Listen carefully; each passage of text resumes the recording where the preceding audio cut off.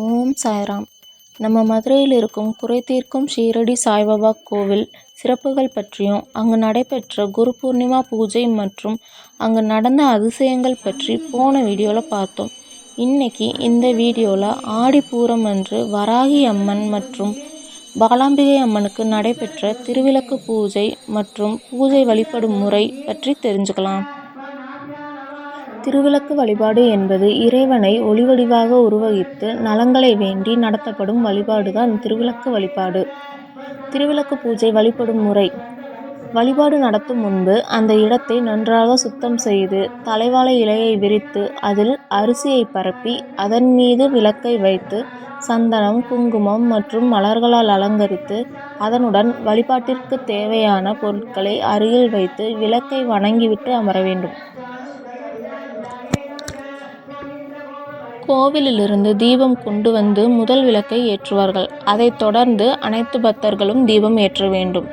தீபம் ஏற்றும்போது ஓம் ஒளிவளர் விளக்கே போற்றி என்று சொல்லி ஊதுபத்தி ஏற்றி வைப்பர். அம்பாள் வழிபாடு நடக்கிற போது 108 1008 மந்திரங்களை சொல்லி மலர் அல்லது குங்குமம் அர்ச்சனை நடைபெறும். அவ்வாறு அர்ச்சனை செய்கின்ற போது ஆள்காட்டி விரலையும் பெருவிரலையும் இணைத்த நிலையில் குங்குமம் அல்லது மலரினை எடுத்து மற்ற 3 விரல்களையும் நீட்டிய நிலையில் அமைந்திருக்க வேண்டும். இந்த மந்திரங்கள் அனைத்தும் உரிய முறையில் சொல்லி அர்ச்சனை செய்யப்பட வேண்டும். அர்ச்சனை செய்து முடித்தவுடன் எல்லோரும் திருவிளக்கின் சுடர்விடும் ஒளியை பார்த்து அம்மனை மனமாற நினைத்து 108 போற்றிகளை கூற வேண்டும்.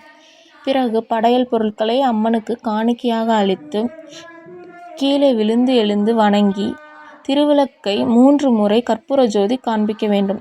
அவ்வாறு காண்பிக்கும் போதும் திங்கள் ஜோதினி, தினகரன் ஜோதினி, அங்கேல் ஜோதினி, அனைத்திலும் ஜோதினி, எங்களுள் ஜோதினி, ஈஸ்வர ஜோதினி, சுங்கில ஜோதினி, கற்பூர ஜோதியே என்று கூறி கற்பூர ஜோதி காண்பிக்க வேண்டும்.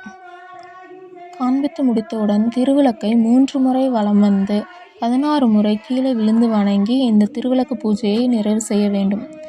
இவ்வாறு திருவிளக்கு பூஜை நடத்தும் போது நம் அனைத்து கவலைகள், கஷ்டங்கள் நீங்கி மன நிம்மதியுடன் சிறப்பான வாழ்க்கை வாழ்வதற்கு அந்த அம்பாள் அருள் புரிவார். இந்த குறை தீர்க்கும் ஷீரடி சாய்பாபா கோவிலில் இதுபோன்ற விளக்கு பூஜைகள், ஹோமங்கள் மிக விமர்சையாக நடைபெறும். இதில் கலந்து கொள்ள விரும்புபவர்கள் அல்லது அன்னதானம் செய்ய விரும்புபவர்கள் இதில் கொடுக்கப்பட்ட தொலைபேசி எண்ணை தொடர்பு கொள்ளவும்.